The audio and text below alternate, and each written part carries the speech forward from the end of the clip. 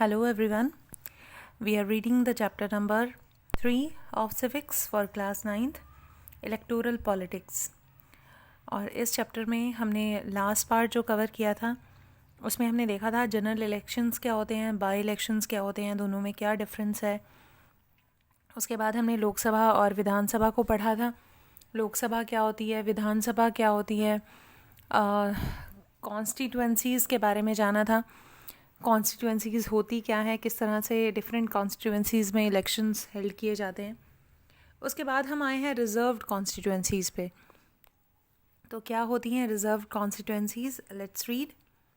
Our constitution entitles every citizen to elect his or her representative and to be elected as representative. तो हमारे जो constitution है उसके according हमारे देश का प्रत्येक नागरिक जो है रिप्रेजेंटेटिव बन भी सकता है और रिप्रेजेंटेटिव इलेक्ट भी कर सकता है, यानी वोटर भी बन सकता है वो, और अगर वो चाहे तो वो रिप्रेजेंटेटिव भी बन सकता है. The constitution makers however were worried that in an open electoral competition certain weaker section may not stand a good chance to get elected to Lok Sabha and State Legislative Assembly. अब जो हमारे constitution के makers थे जिन्होंने बनाया हमारा संविधान, उन्हें कहीं ना कहीं एक डर था मन में कि हमारी सोसाइटी के जो वीकर सेक्शंस हैं, जो ऐसे तबके हैं, जो ऐसा ग्रुप है पीपल का जिनके पास ज़्यादा रिसोर्सेज नहीं हैं, तो वो कहीं पीछे ना रह जाएं या वो कभी रिप्रेजेंटेटिव बन ही ना पाएँ, ऐसा ना हो. तो उनके लिए क्या किया गया?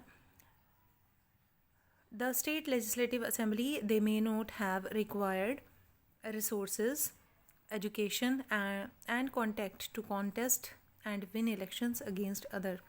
क्योंकि हो सकता है कि उनके पास वो रिक्वायर्ड रिसोर्सेज ना हो, या फिर एजुकेशन ना हो, या फिर उनके पास कॉन्टैक्ट्स ना हो उस तरह से कि वो इलेक्शन में कॉन्टेस्ट कर सकें या इलेक्शन को जीत सकें.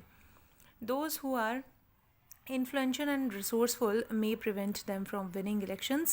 If that happens, our parliament and assemblies would be deprived of the voice of a significant section of our population.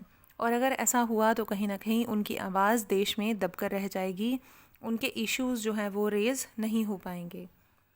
That would make our democracy less representative and less democratic. तो अगर ऐसा होता है तो हमारा जो देश है वो ज़्यादा डेमोक्रेटिक नहीं रह पाएगा और ज़्यादा रिप्रेजेंटेटिव नहीं हो पाएंगे लोग, क्योंकि उस सेक्शन को हमेशा ही ये लगेगा कि हम तो कभी रिप्रेजेंटेटिव बन ही नहीं सकते because we don't have the resources. So the makers of our constitution thought a special system of reserve constituency for the weaker section. Some constituencies are reserved for people who belong to scheduled caste and scheduled tribes. तो यहाँ पर हम दो word पढ़ रहे हैं, scheduled caste and scheduled tribes.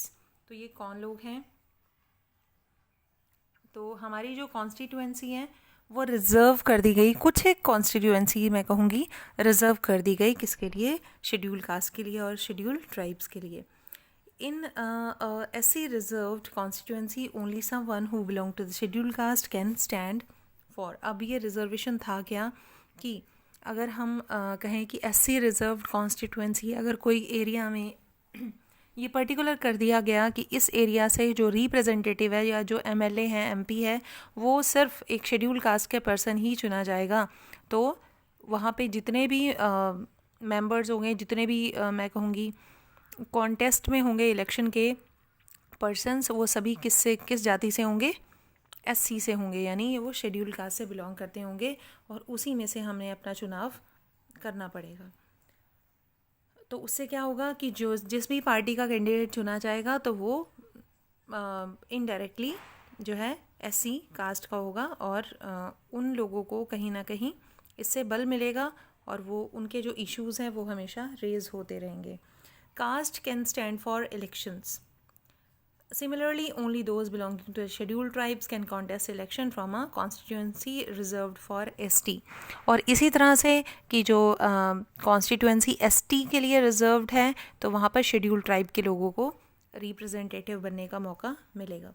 Currently in the Lok Sabha, 84 seats are reserved for scheduled caste. And 47 for the schedule tribes. ये आपको डाटा दिए हुए हैं कि टोटल जो लोकसभा है हमारी उसमें 84 सीट्स जो हैं वो रिज़र्व हैं शेड्यूल कास्ट के लिए और 47 जो सीट्स हैं वो रिज़र्व है शेड्यूल ट्राइब के लिए.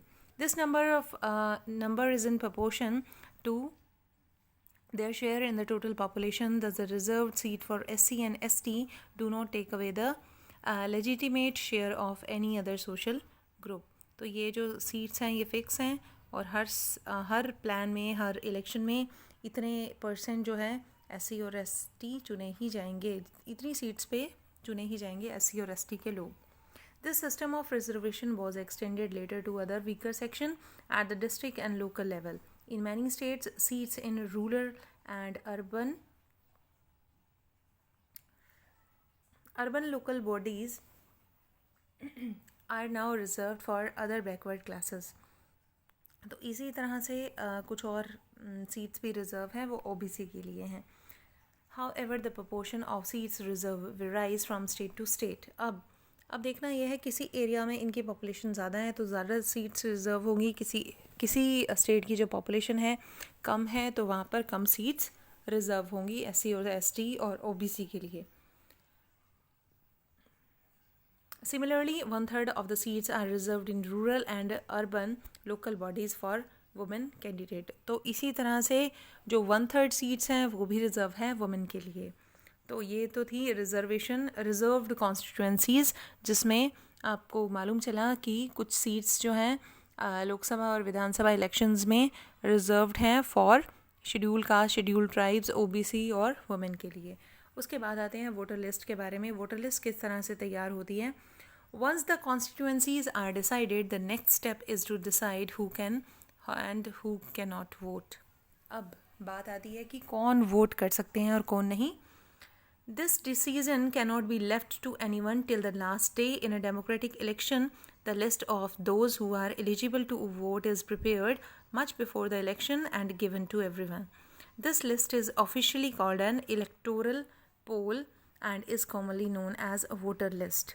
तो एक लिस्ट प्रिपेयर की जाती है इलेक्शन से पहले जिसमें ये देखा जाता है कि इस पर्टिकुलर एरिया में कितने वोटर्स हैं जो कि वोट कर सकते हैं और इस लिस्ट को क्या कहते हैं, voter list. This is an important step for it's linked to the first condition of a democratic election. Everyone should get an equal opportunity to choose a representative. Earlier, we read about the principle of universal adult franchise. In practice, it means that everyone should have one vote and each vote should have equal value. हमने universal adult franchise के बारे में पहले पढ़ चुके हैं कि जो भी पर्सन जो है 18 ईयर्स से अबव 18 ईयर्स या 18 ईयर्स से अबव एज के हैं उनको वोट करने का अधिकार है अगर वो भारत के नागरिक हैं. तो उसके बाद है कि हर एक के वोट की इक्वल वैल्यू है, वो मैं आपको पहले भी बता चुकी हूँ. No one should be denied the right to vote without a good reason. Different citizens differ from one another in many ways. Some are rich, some are poor, some are highly educated, some are not so educated or not educated at all. Some are kind, some are not so kind, but all of them are human beings with their own needs and views. तो हर एक voter जो है एक दूसरे से अलग है, कोई गरीब है, कोई अमीर है, किसी की जो नीड्स हैं वो अलग हैं. कोई एजुकेटेड है, कोई बिल्कुल एजुकेटेड नहीं है, कोई कम पढ़ा लिखा है. तो बहुत सारी ऐसी वैरायटी ऑफ वोटर्स हमें देखने को मिलती हैं और सबकी अपनी अपनी नीड है, सब अपने अपने हिसाब से वोट करते हैं. That is why all of them deserve to have an equal say in decision that affect them. In our country, all citizen aged 18 years and above can vote in an election. हमारे देश में 18 साल और 18 साल से ऊपर के व्यक्ति वोट कर सकते हैं. Every citizen had the right to vote regardless of his or her caste, religion or gender. Some criminals and persons with unsound mind can be denied the right to vote. अगर कोई किसी ने संगीन जुर्म किया हो या फिर वो मुजरिम रहा हो तो उसका जो वोटिंग राइट है वो छीना जा सकता है सरकार के द्वारा in a rare situation, but ये बहुत ही कम देखने को मिलता है. It is the responsibility of the government to get the names of all the eligible voters put on the voter list, यानी गवर्नमेंट जो है पूरी पूरी कोशिश करती है कि जितने भी एलिजिबल वोटर हैं उनके नाम वोटर लिस्ट में शामिल हों. As new person attain voting age, name are added to the voter list. Name of those who moved out of a place or those who are dead are deleted. A complete revision of the list take place every 5 years. This is done to ensure it remains up to date. In the last few years, a new system of election photo identity card has been introduced. तो हर साल जो है ये list update होती है, कितने person जो है वो डेड हो गए हैं उनको डिलीट किया जाता है, जो नए 18 साल के हुए हैं उनको ऐड किया जाता है. तो ये जो लिस्ट है इसको रिफ़्रेश किया जाता है हर प्लान में. उसके बाद जो है अब एक और इलेक्शन में जोड़ा गया है, वो है इलेक्शन फ़ोटो आइडेंटिटी कार्ड यानी EPIC, और उसको इंट्रोड्यूस किया गया है ताकि फ़ोटो से आइडेंटिफाई किया जा सके वोटर्स को. The government has tried to give this card to every person on the voter list. The voters are required to carry this card when they go out to vote so that no one can vote for someone else, but the card is not yet compulsory for voting. For voting, the voters can show many other proofs of identity like ration card or driving license. लेकिन अभी जो है इसको mandatory नहीं किया गया है, voters जो हैं दूसरे आइडेंटिटी कार्ड भी अपने दिखा सकते हैं. उसके बाद है नॉमिनेशन ऑफ कैंडिडेट. अब जो कैंडिडेट है जिनके लिए हम वोट करते हैं वो कैसे नॉमिनेट किए जाते हैं, उनको ये कौन डिसाइड करता है कि ये पर्सन है इस पार्टी से और हमें इसको वोट करना है. तो let's read. We noted above that in democratic election people should have the real choice. This happen only when there are almost no restrictions on anyone to contest an election. अगर हम democratic election की बात करें तो वो तभी possible है अगर किसी पर भी किसी तरह का कोई रिस्ट्रिक्शंस ना हो, कोई भी बंधा हुआ ना हो, सभी अपने वोट देने के लिए फ्री हों. This is what our system provides. Anyone who can be a voter can also become a candidate in election. The only difference is that in order to be a candidate, a minimum age is 25 years, while it is only 18 years for being voter. तो कोई भी person जो voter है वो बिल्कुल candidate भी बन सकता है, नॉमिनेशन में भी आ सकता है, लेकिन उसके लिए कंडीशन ये है कि उसकी एज कम से कम 25 ईयर्स होनी चाहिए. लेकिन वोटर बनने के लिए उसको 25 ईयर्स तक वेट करने की ज़रूरत नहीं है, वो 18 ईयर्स के बाद वोटर बन सकता है. There are some other restrictions on the criminal etc. तो कुछ और restrictions भी हैं, criminals पर भी कई बार ये restriction लगाई जा सकती हैं कि वो nomination में ना आए. But those apply in very extreme cases. Political parties nominate their candidates who get the party symbol and support. Party's nomination is often called party ticket. तो जिस भी पर्सन को पार्टी नॉमिनेट करती है, मान लो बीजेपी के बहुत सारे नेता हैं, बहुत सारे कैंडिडेट्स हैं, लेकिन पार्टी तो एक ही को टिकट देगी और लोग उसी को बीजेपी का कैंडिडेट समझकर वोट करेंगे. अब पार्टी को ये डिसाइड करना है कि उन्हें किसको अपना निशान देना है, उन्हें किसको अपना टिकट देना कहते हैं इसको. अगर पार्टी जो है किसी कैंडिडेट को आगे लाती है तो उसको कहते हैं पार्टी ने टिकट दे दिया है इनको, तो it is called party ticket.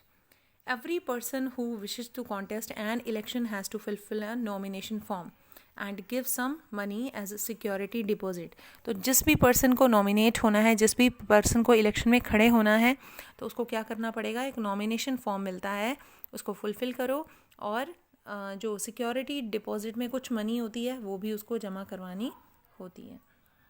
उसके बाद है रिसेंटली अ न्यू सिस्टम और declaration has been introduce on the direction from the Supreme Court. Every candidate has to make legal declaration giving full details of.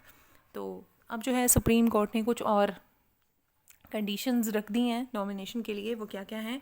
Serious criminal cases pending against the candidate. अगर किसी candidate के ख़िलाफ़ कोई criminal case है, वो pending है, तो वो इलेक्शन में खड़ा नहीं हो सकता.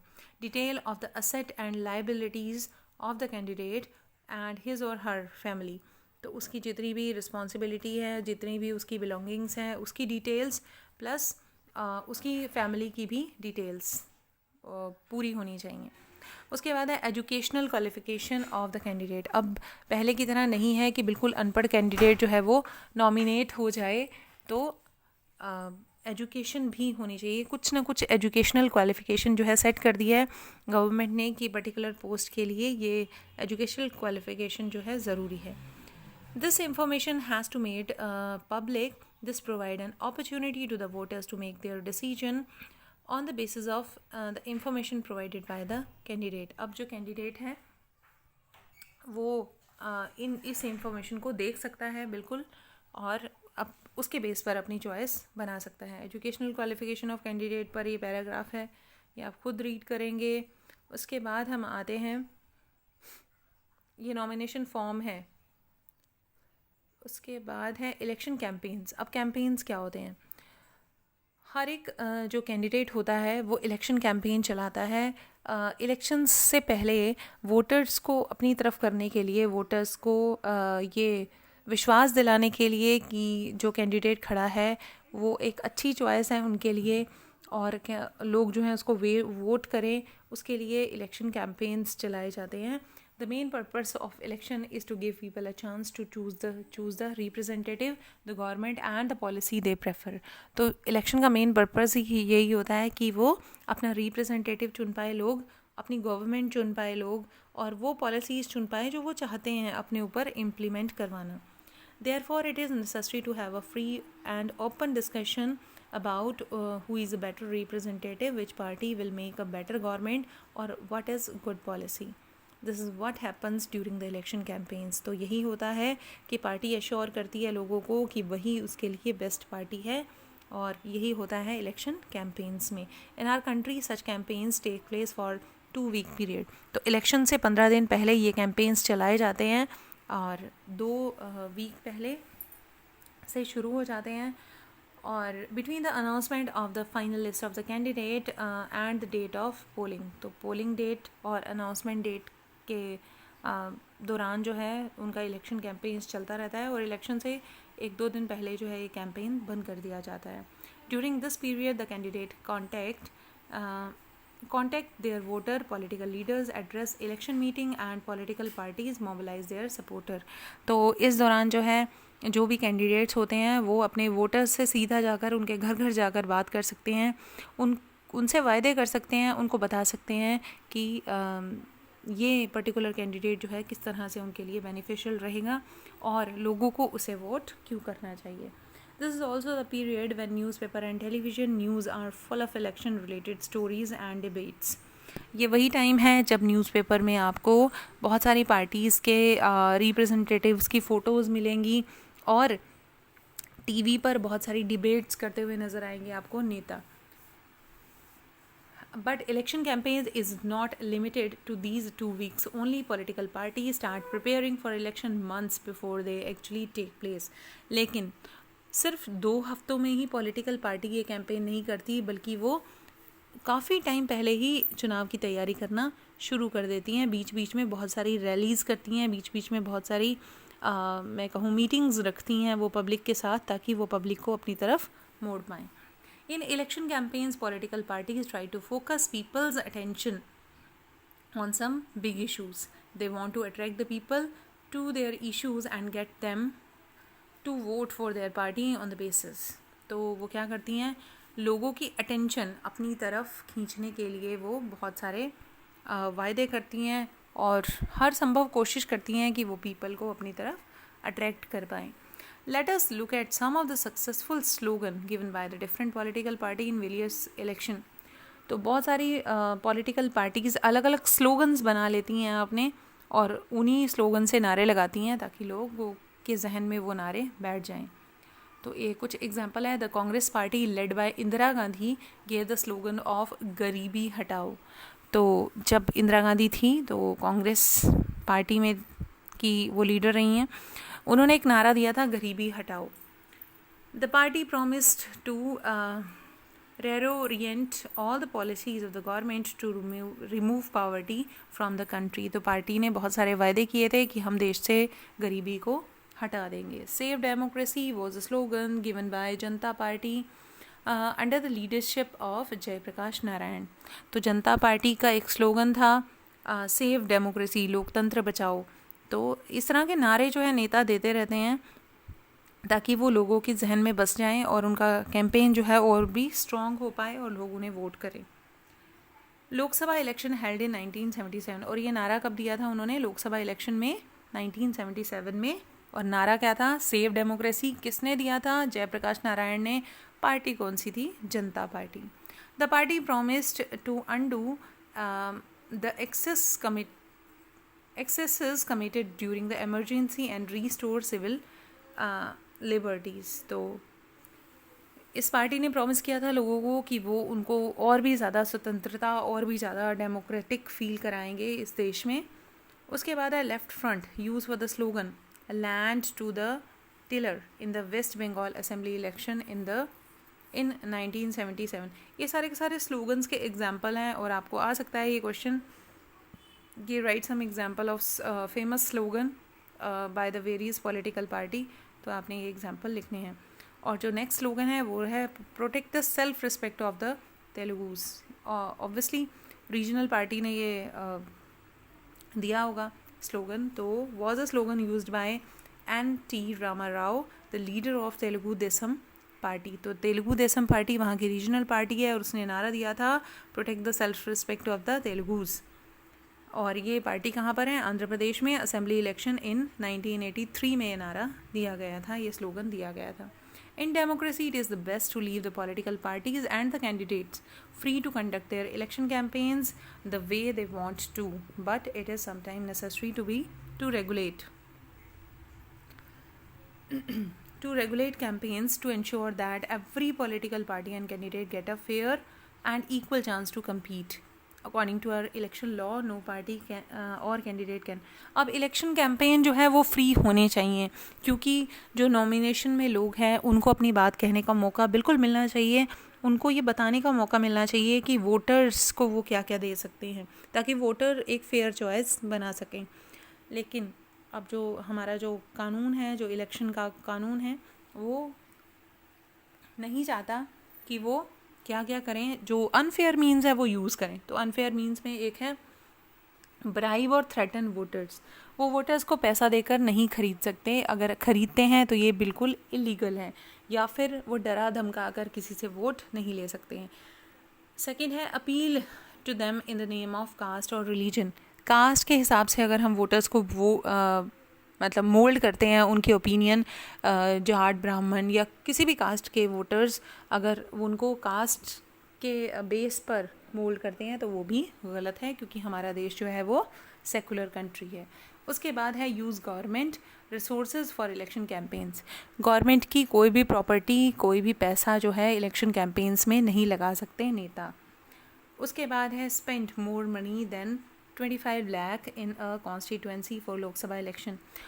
इलेक्शंस में लोग बहुत सारे पैसे खर्च करते हैं, लेकिन 25 लाख से ज़्यादा रुपए अगर किसी ने शिकायत कर दी गवर्नमेंट को कि इस पर्टिकुलर कैंडिडेट ने या पार्टी ने 25 लाख से ज़्यादा इलेक्शन कैंपेन में खर्च किए हैं और कई लोकसभा इलेक्शन में ये राशि जो है 10 लाख है एक कॉन्स्टिट्यूएंसी के लिए, तो उसके खिलाफ जो है कानूनी कार्रवाई हो सकती है। If they do so their election can be rejected. अगर इनमें से ऊपर लिखी हुई बातों में से कुछ भी कैंडिडेट या पार्टी करती है तो उसका इलेक्शन जो है उसका जो चॉइस है वो रिजेक्ट हो सकता है। The code even after they have been declared elected. In addition to the laws, all political parties in our country have agreed to a model code of conduct। तो एक कोड ऑफ कंडक्ट यानी ऐसी शर्तें जिन पर सभी parties को चलना पड़ता है ड्यूरिंग द इलेक्शंस, तो उसे कोड ऑफ कंडक्ट कहते हैं फॉर द इलेक्शन कैंपेन्स। और इस कोड ऑफ कंडक्ट में कुछ बातें हैं जो नीचे दी गई हैं। According to this no party candidates can use any place of worship for election propaganda. ऐसा नहीं कि हम मंदिर, मस्जिद या किसी भी गुरुद्वारे को या किसी चर्च को हम यूज़ कर ले इलेक्शन कैंपेन्स के लिए। No, it is totally wrong.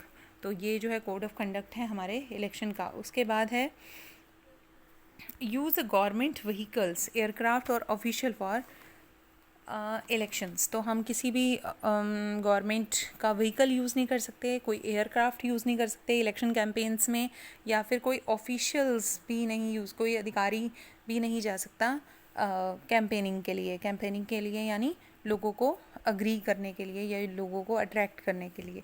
उसके बाद है once elections are announced ministers shall no lay foundation stone of any project. अगर एक बार इलेक्शन डिक्लेयर हो जाएं तो उसके बाद जो नेता हैं वो कोई भी किसी भी प्रोजेक्ट की फाउंडेशन नहीं रख सकते हैं, मतलब वो नया प्रोजेक्ट शुरू नहीं करेंगे उसके बाद। Take any big policy decision or make any promise for providing public facility. कोई भी प्रॉमिस नहीं कर सकते, कोई भी वो नया काम शुरू नहीं कर सकते देश में या राज्य में। उसके बाद टॉपिक है polling and counting of votes. अब ये क्या है, पोलिंग क्या होती है, वोट डालना का जो प्रोसेस है उसको पोलिंग कहते हैं। उसके बाद जब वोट डाल देते हैं हम, उसके बाद क्या होती है, counting of votes. The final stage of election is the day when the voter cast or poll their votes. That day is usually called the election day. Every person whose name is on the voter list can go to the nearby polling booth situated usually in a local school or a government office. तो जब भी election का दिन होता है तो सारे voters जो हैं पोलिंग बूथ पर जाते हैं। पोलिंग बूथ वो जगह होती है जहाँ पर सभी वोटर्स अपना वोट कास्ट करते हैं।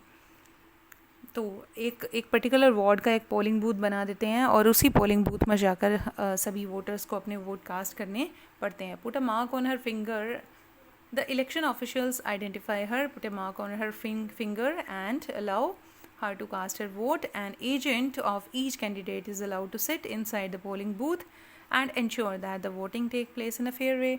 तो उसकी उंगली पर जो भी वोटर है उसकी फिंगर पर एक निशान लगा दिया जाता है बाय द इलेक्शन ऑफिसर्स, जितने भी बैठे होते हैं वहाँ पर। उसको आइडेंटिफाई करते हैं कि ये वही वोटर है या ये सही वोटर है भी या नहीं, कहीं ये दोबारा वोट देने तो नहीं आया या ऐसा कुछ प्रॉब्लम तो नहीं है। तो वो ये आइडेंटिफाई करके उससे वोट डलवाते हैं और वोट डालने के बाद उसके फिंगर को मार्क कर देते हैं। ब्लैक मार्क होता है, वो कई दिनों तक नहीं जाता।